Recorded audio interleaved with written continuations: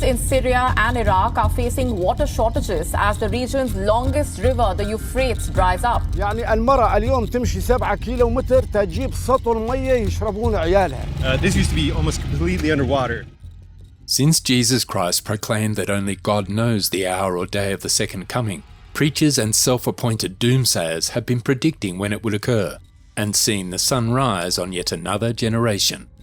Even those who chastise date-setters often say, God's final judgment is coming soon, probably in our lifetime, so get ready. In recent weeks, prophecy interpreters have cited a new reason for believing the apocalypse is approaching. Anxious debates have erupted on prophecy websites, in Bible study groups and in churches. But why are they all so concerned right now? What exactly is the reason behind it? To know about this, we have to tell you about the terrifying story of the Euphrates River, so stay with us till the end because you don't want to miss out on this one. Many civilizations have thrived along the Euphrates banks, notably in ancient times. The Mesopotamian Empire was one of its most prominent civilizations. Ancient Mesopotamia occupied the area between the Tigris and Euphrates rivers, which is known as the Fertile Crescent. That region of the world is now located in Iraq. With a length of 1,740 miles, the river is the longest in Western Asia. Its source is in eastern Turkey and it flows to the Persian Gulf. It passes through Turkey, Syria and Iraq along the way.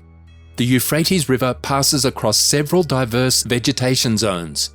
Although millennia of human occupancy have substantially altered the landscape in most regions of the Euphrates basin, remnants of ancient flora survive.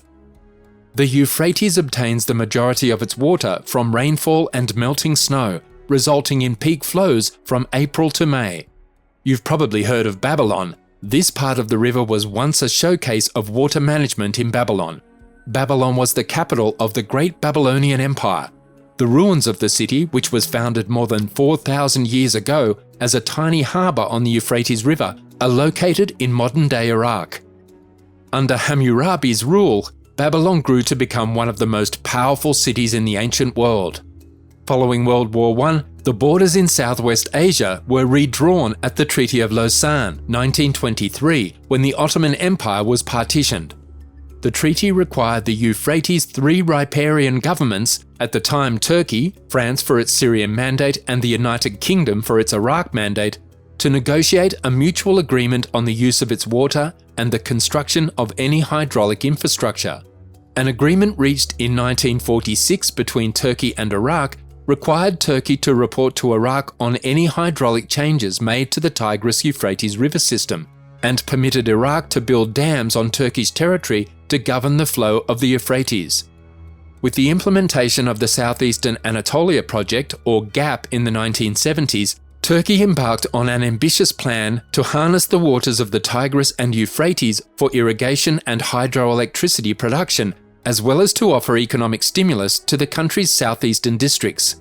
Turkey and Syria finished their dams on the Euphrates, the Kaban Dam and the Tubka Dam, within a year of each other, and reservoir filling began in 1975. At the same time, the area experienced severe drought and river flow toward Iraq decreased from 15.3 cubic kilometers in 1973 to 9.4 cubic kilometers in 1975. This sparked an international crisis, with Iraq threatening to bomb the Tabqa Dam.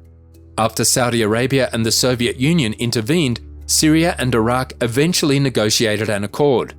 The development of dams and irrigation schemes on the Euphrates has had a tremendous impact on each riparian country's ecology and society. Since then, dams built as part of GAP in both the Euphrates and Tigris basins have impacted 382 villages, and about 200,000 people have been relocated elsewhere. However, in recent years, water levels in the Euphrates River have dropped to dangerously low levels. The flow rate from Turkey into Syrian territory is less than 200 cubic meters per second, which is less than half of the amount agreed upon by the two nations in 1987. Recent photographs taken along the Euphrates River's banks show that a substantial portion of the river has dried up. These places, which were formerly vital to the region's survival, have now devolved into desert lands. Images obtained at the Rojava Dam, Tishrin, Syria's second largest dam on the Euphrates River, reveal that the river's waters have substantially fallen. The Turkish state, which has been exploiting the Euphrates as a weapon against the Syrians for years, effectively cuts off the flow of water into Iraq and Syria. Turkey is supposed to deliver 500 cubic meters of water per second to Syria, according to the agreement struck in 1987 between the administrations of Damascus and Ankara. However, the invading state is not abiding by the agreement, now delivering barely 200 cubic meters of water per second. The negative consequences of diminishing waters are clearly seen on the land. Water levels in Syria's dam lakes have plummeted as a result of the water cuts, while electrical output and supply to the region have reduced. Furthermore, the amount of agricultural land on the Euphrates banks is shrinking. Most critically, access to safe drinking water has grown increasingly problematic. This scenario is producing serious health issues. The Autonomous Administration of North and East Syria warned that the Turkish state's goal of reducing the Euphrates River's levels will generate humanitarian crisis in the region, threatening 9 million Syrians who live along the river. The dam's administration of North and East Syria have urged the international community and human rights organizations to put a stop to Turkey's provocative actions. However, concerns have been raised about the old river's rapid drying, and the dropping water levels have concerned geological scientists, leaving them perplexed and anxious about what is creating this frightening crisis. The UN has also warned that the Mediterranean will face increasingly severe heat waves. According to the Global Climate Danger Index, Syria is one of the nations most at risk, with Lake Assad suffering as a result of this cycle. Because there are just a few logical explanations for why the river is drying up, people have assumed that this occurrence is related to the biblical book of Revelation. Surprisingly, fewer people are surprised by the development since they believe it was inevitable because the Bible mentions it. What frightens people the most is that the Bible's prophecy of the end of the world is becoming a reality right before their eyes. Many people believe that key passages in the apocalyptic book of Revelation reveal evidence of Iraq's relevance in end-of-the-world scenarios. The Euphrates River is mentioned in the book of Revelation in chapter 16. According to the chapter, the sixth angel poured out his bowl on the great river the Euphrates, and its water was dried up, so that the way would be prepared for the kings from the east. According to this scripture, the sixth angel poured his bowl on the Euphrates River. The bowl's contents caused the river to dry up. Prior bowl judgments have either polluted or destroyed the majority of the world's water. This judgment is not about tarnishing or removing the use of this water. Rather, it appears to be about dismantling a defensive barrier in order to make way for invading kings from the east. The Euphrates is referred to as the Great River 5 times in the Bible. It marked the eastern limit of Israel's inheritance. Because the river was difficult to cross and a wilderness to the west separated Israel from the promised land of Canaan, it provided some protection level for Israel. It flows over 2,000 miles toward Palestine before turning southeast toward the Persian Gulf. When Revelation was written in the 1st century, the Euphrates separated east from west, and the kingdoms of China and India lay beyond it to the east. Centuries before, Cyrus of Persia's army conquered Babylon by diverting the Euphrates River, which ran through the city. They were able to march into Babylon and take the city on the dry riverbed. In the Great Tribulation, the eastern invader will cross the Euphrates, march through Babylon, and enter Palestine. In Revelation 9:14, it is said to the sixth angel who had the trumpet, "Release the 4 angels who are bound at the great river Euphrates." What exactly does this mean? These are the words of a voice that John hears emanating from the 4 horns of the golden altar, which is recounted in Exodus 27:2. This voice instructs the 6th angel with the trumpet to release the 4 angels imprisoned at the Euphrates River, the ancient border between Assyria and Israel. Revelation informs us once more that God is ultimately in charge of these happenings, allowing or declaring each one.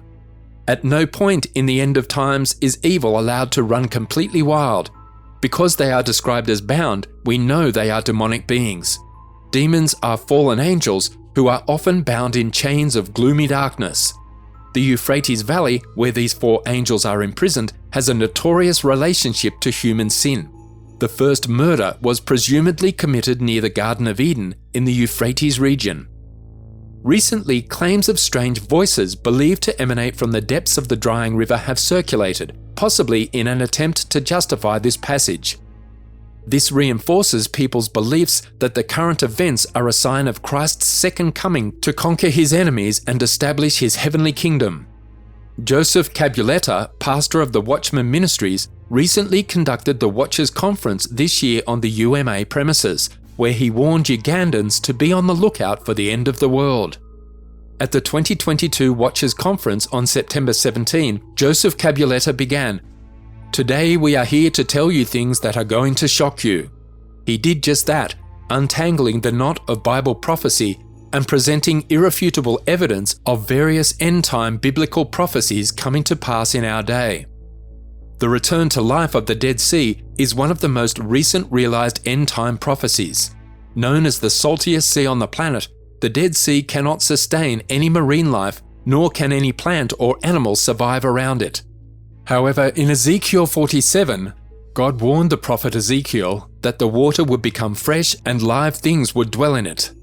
This prophecy came true in 2016 when freshwater ponds with fish were discovered on its banks. Cabuletta further elaborated on the catastrophic conflict foretold in Revelation 9 and Ezekiel 38 that would occur in the end days near the Euphrates River.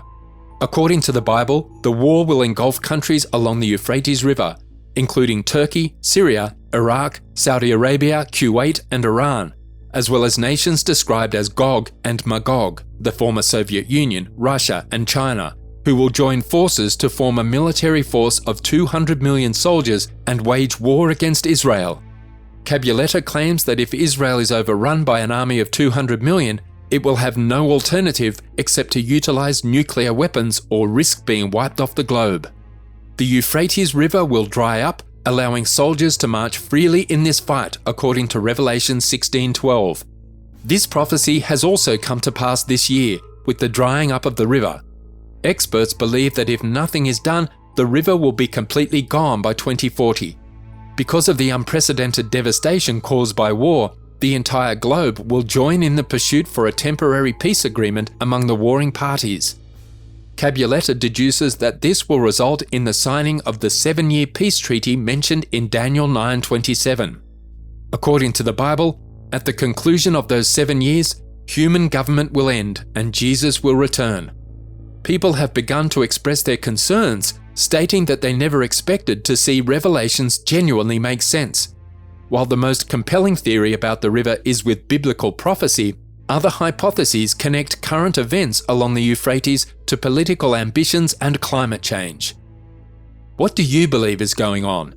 Is the river drying up due to climate change, or are the prophecies coming true? Tell us in the comments.